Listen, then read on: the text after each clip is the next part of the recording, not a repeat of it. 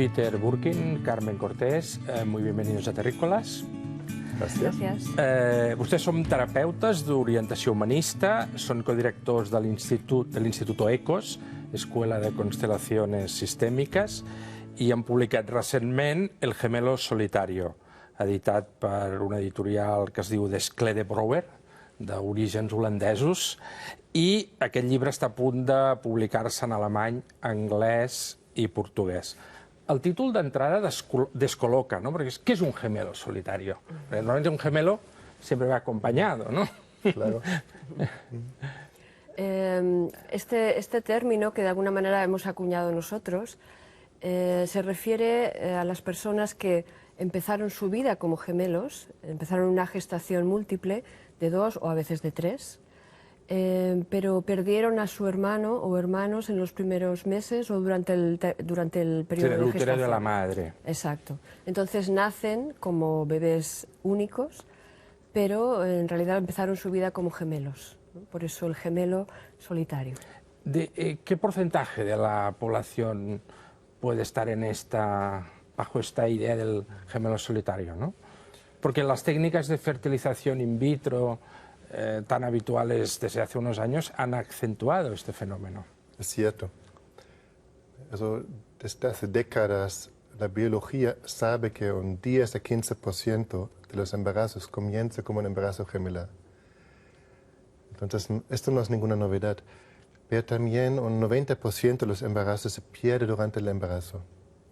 De esos embarazos gemelares. O sea que un 10% acaban en un bebé único. Exacto. Nace uno, aunque al comienzo fueron 2 o 3. Ahora con el proceso in vitro, yo creo que las cifras se han doblado probablemente. Antes en España, 1 de cada 100 partos fueron partos de gemelos, de 2, y ahora es 1 de 50 más o menos. Y esto tiene que ver con el proceso in vitro. Ustedes utilizan el concepto del gemelo evanescente, que es esta idea, ¿no? Es esta misma de que sería de alguna manera el equivalente, ¿no? a lo que sería un aborto en el proceso del embarazo de la mujer. El término gemelo evanescente se empezó a utilizar, creo que fue en los años 80, cuando, claro, con todo este tema de los embarazos, la época intrauterina, lo que supuso un cambio importantísimo y que nos dio muchísima información fue cuando se empezó a utilizar las ecografías, ¿no? Claro. El diagnóstico por la imagen. Entonces esto fue lo que supuso una gran diferencia y de hecho a partir de esa época, años 70, 80, es cuando los médicos, los científicos se dieron cuenta de la cantidad de embarazos que al principio comenzaban como embarazo múltiple y después solo quedaba uno. Y ellos acuñaron ahí este término, el gemelo evanescente, justamente aludiendo a este gemelo que desaparece en algún momento durante la gestación. Suele ocurrir durante los 3 primeros meses, pero también puede ocurrir más adelante, ¿no? Cuando ocurre durante los 3 primeros meses, literalmente desaparece.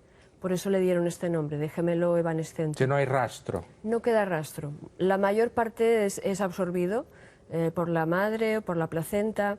Puede quedar algún rastro como una pequeña protuberancia en la placenta, pero en la mayoría, cuando sucede durante los 3 primeros meses, no queda rastro. Y si nos fijamos, gracias a estas técnicas desde los años 70, en lo que ocurre, ¿no? En estos primeros meses, luego más adelante en el proceso del embarazo, ¿cuál es la diferencia entre un embarazo, entre donde hay gemelos o simplemente hay un embrión?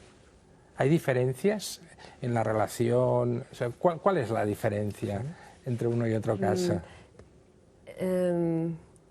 A ver, la diferencia es que, claro, si uno comienza solo, tiene su espacio, solo para uno. Y también hay una diferencia en cuanto a la primera relación. Si uno comienza su vida en un embarazo único, la primera relación que tiene es con su madre. Sin embargo, si se comienza la vida en un embarazo múltiple, ya sea gemelar o de trillizos, hay conciencia de esto, desde momentos muy tempranos.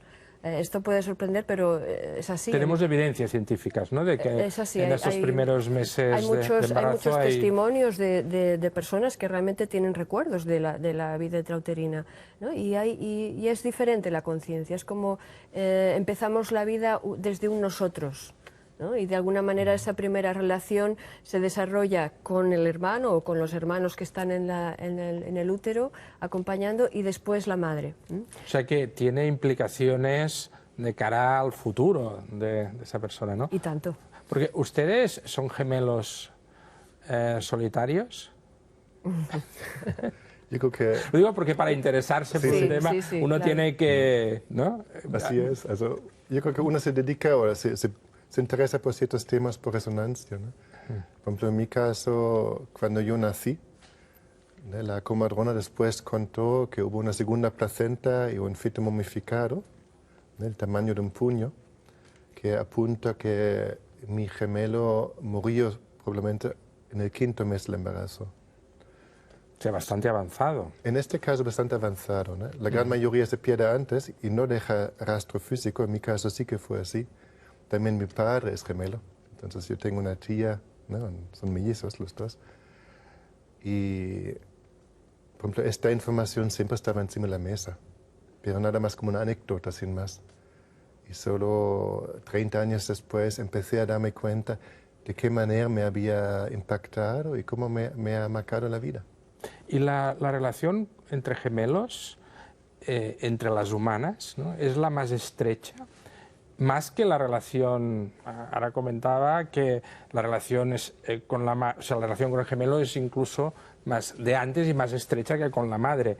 ¿Es más que una relación de pareja? Por supuesto es diferente.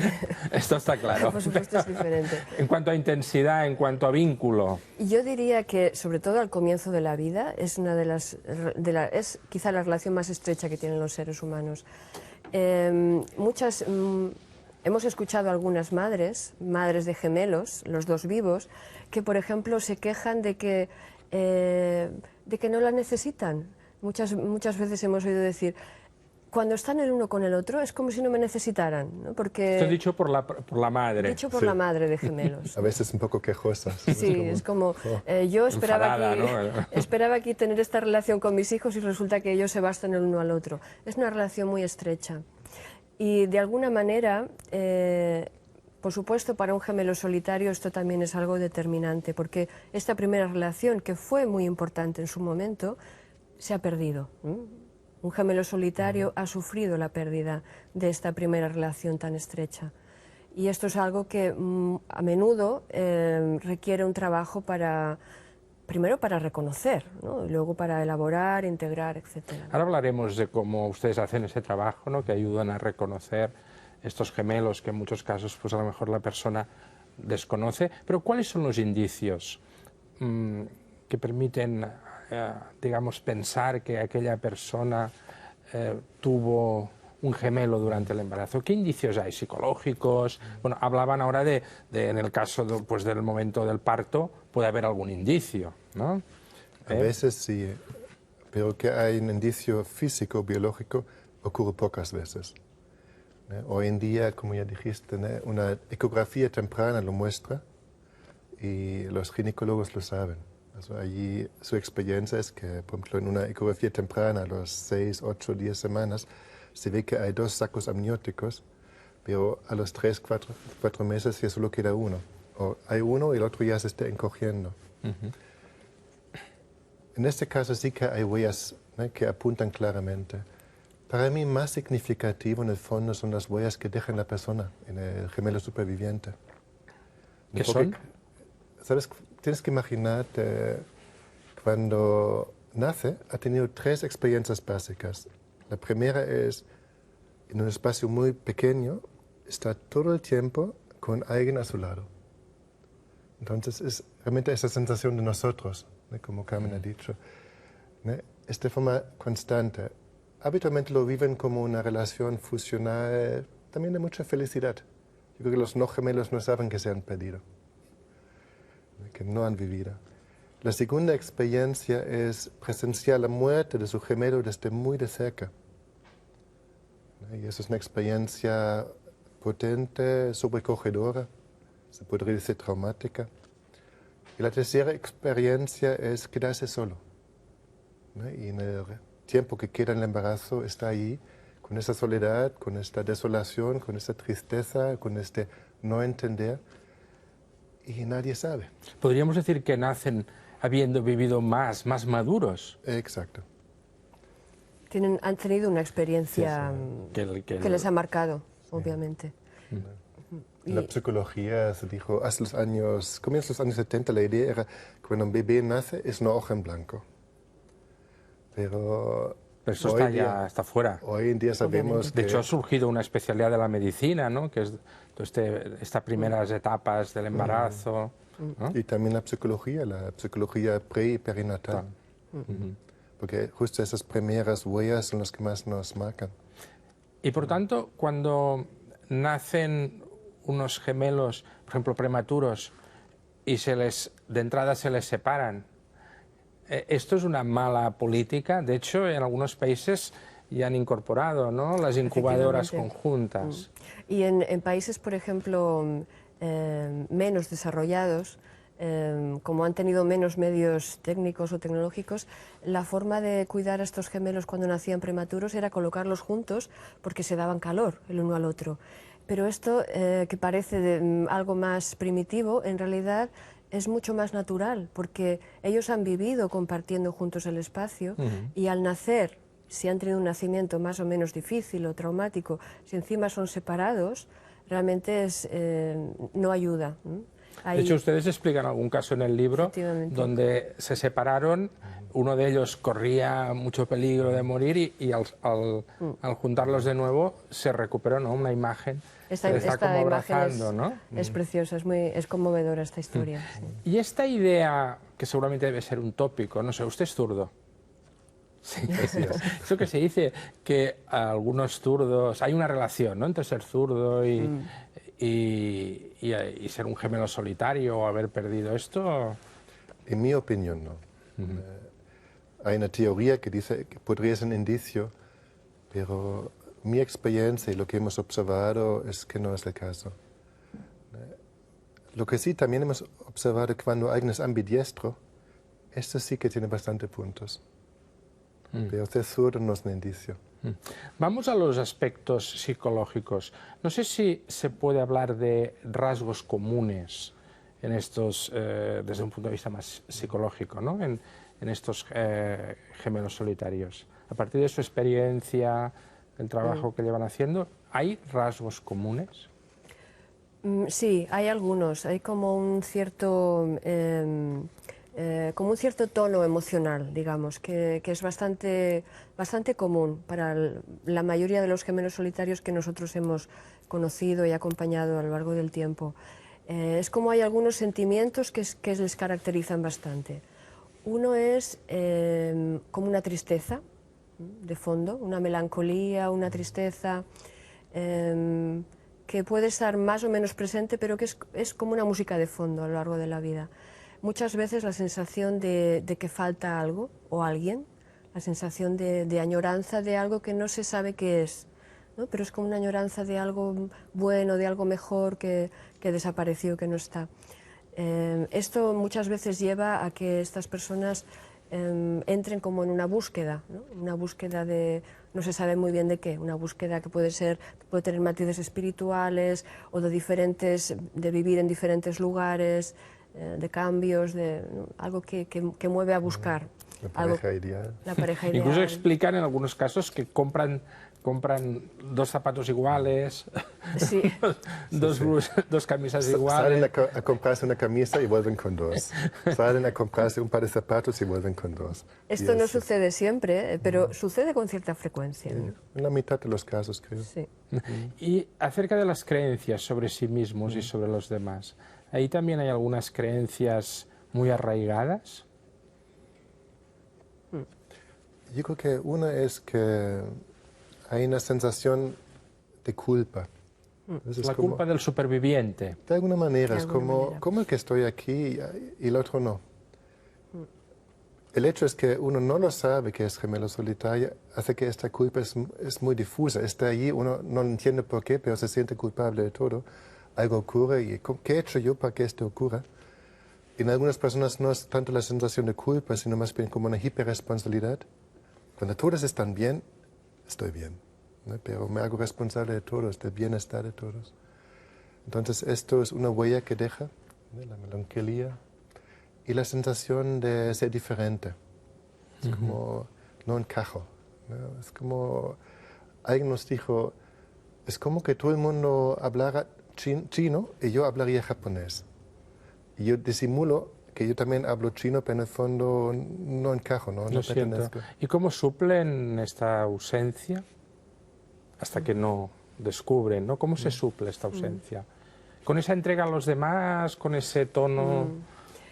Es difícil de suplir, es difícil, pero sí que hemos visto numerosas ocasiones, diría yo, por ejemplo, cuando hay una pareja, claro, en el terreno de la pareja es donde quizá a nivel de relaciones donde más se muestra cuando uno es un gemelo solitario, porque de alguna forma en nuestras relaciones adultas la pareja es la relación que más se puede asemejar, ¿no? Es una relación entre iguales y de mucha intimidad, donde se comparte un espacio, donde se comparten muchas cosas en la vida, ¿no? Y si un gemelo solitario, por ejemplo, tiene la suerte de encontrar una pareja que le permite una relación muy cercana, muy fusional, de mucho contacto físico, muy íntima, esto puede de alguna manera suplir, puede como cubrir ese vacío. De todas maneras, esto es delicado y hasta cierto punto lleva un riesgo, porque ninguna pareja es un gemelo, ¿no? Y de alguna manera pedirle a una pareja que se haga cargo o que ocupe este lugar es una responsabilidad. Es una responsabilidad y es algo que en realidad no puede darle porque no es el gemelo, ¿no? ¿Y esa idea de las almas gemelas tiene algo que ver con... ¿Sería eso? Yo tengo la sospecha que esta idea de las almas gemelas en el fondo es un reflejo de esos sucesos cuando realmente alguien nace y ha perdido a su gemelo. Entonces después se proyecta hacia afuera y existe ese concepto, ¿no? Hay un alma gemelo fuera ahí, a ver si lo encuentro, ¿no? Y después uno descubre que este alma gemelo es muy desordenado y qué molestia, ¿no? No, yo creo que simplemente es un reflejo. Cuando uno proyecta afuera, que en el fondo es un propio recuerdo. Y debemos entender que un gemelo solitario necesita siempre un proceso de sanación, de integración.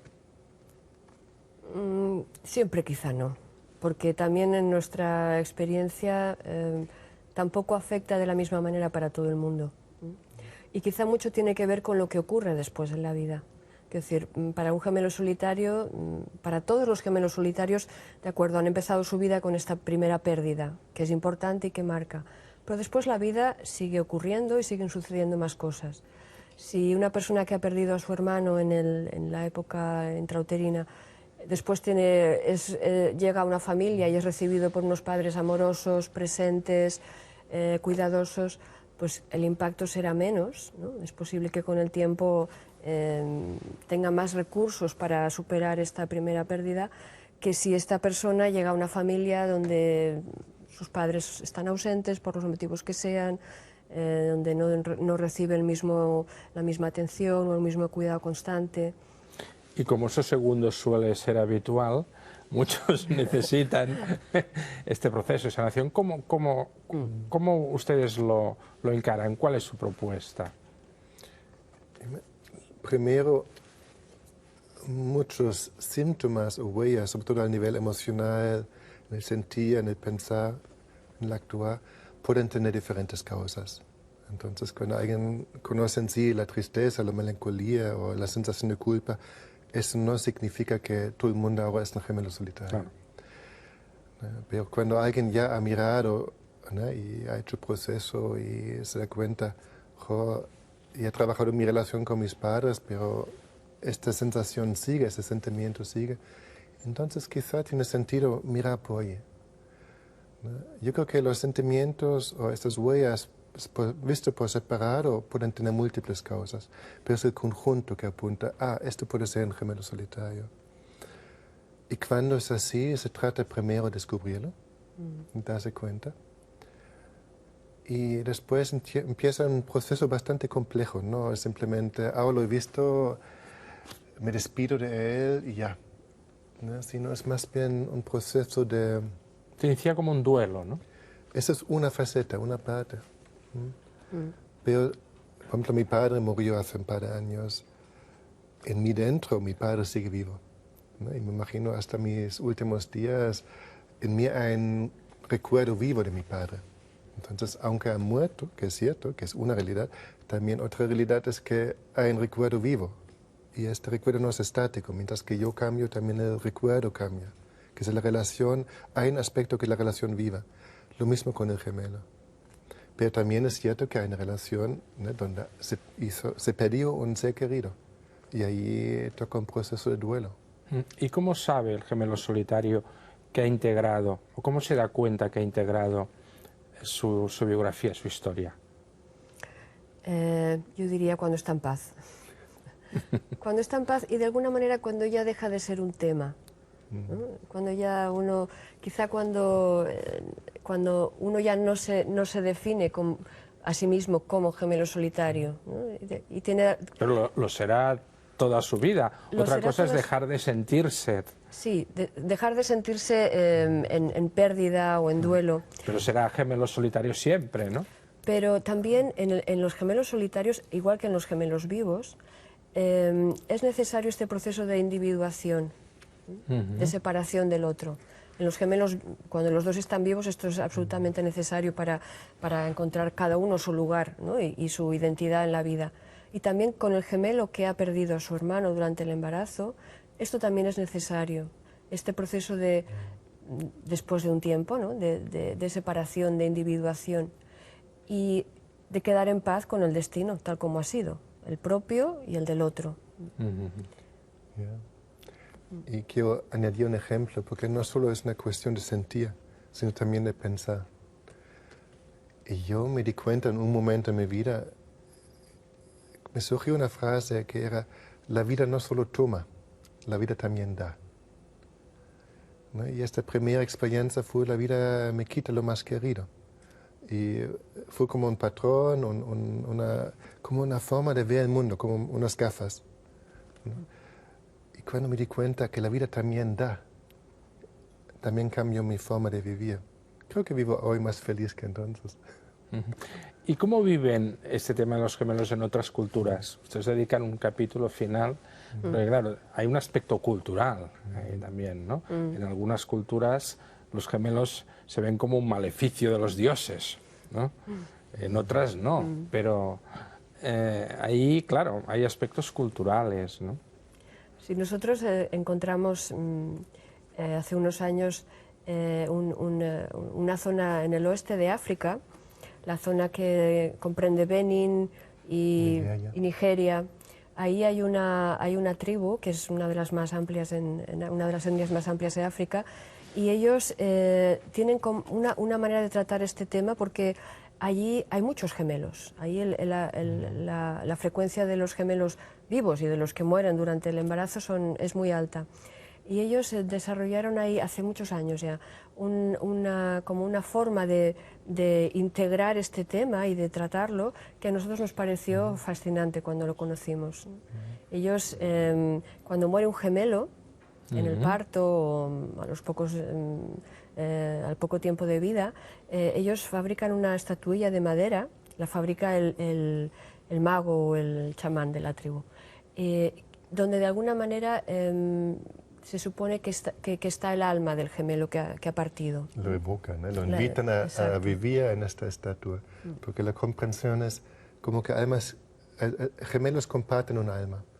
Y si uno se va, el otro tiene la tendencia de seguirle. Es como un desequilibrio interno.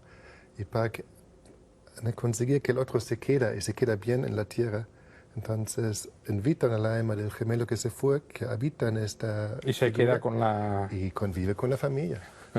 Y le dan de comer. Es psicología punta, ¿no? Y se desarrolló hace 3 siglos, por lo menos. Y nuestra cultura, la cultura occidental, también lo ha expresado, ¿no? En diferentes películas. Está el caso que ustedes comentan de Elvis Presley, ¿no? Que no acabó muy bien. O sea, que ahí no llegó a esa integración. Seguramente hubo otros factores, en su vida, pero este pudo ser un factor importante.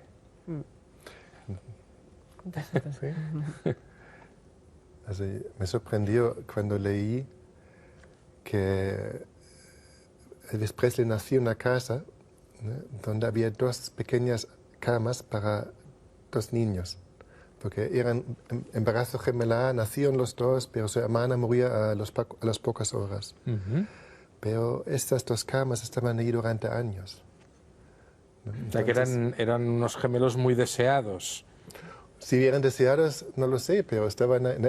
Los padres han hecho la idea. Yo creo que cuando los padres no saben que es un embarazo de gemelo, hacen la idea que viene uno, y con uno están felices, nace y ya está. Pero cuando saben que son 2, se vinculan con ambos. Y si después uno de los 2 se muere, es una pérdida. Entonces ahora tienen un hijo vivo y uno muerto. Entonces es muy ambivalente. Pasan por un proceso de duelo por un lado y por el otro lado se alegran que tengan un hijo. Y no es fácil compaginar esto y manejarlo, ¿no? Y en caso de Elvis Presley, hay canciones de él que es de un anhelo, de una añoranza, de un amor que hace así. O sea, que esa pérdida la vivió muy intensamente, ¿no? Seguramente. No sé cómo lo ves tú. Por supuesto es difícil de decir, ¿no? Pero es muy posible, porque hay ese tono emocional en sus canciones.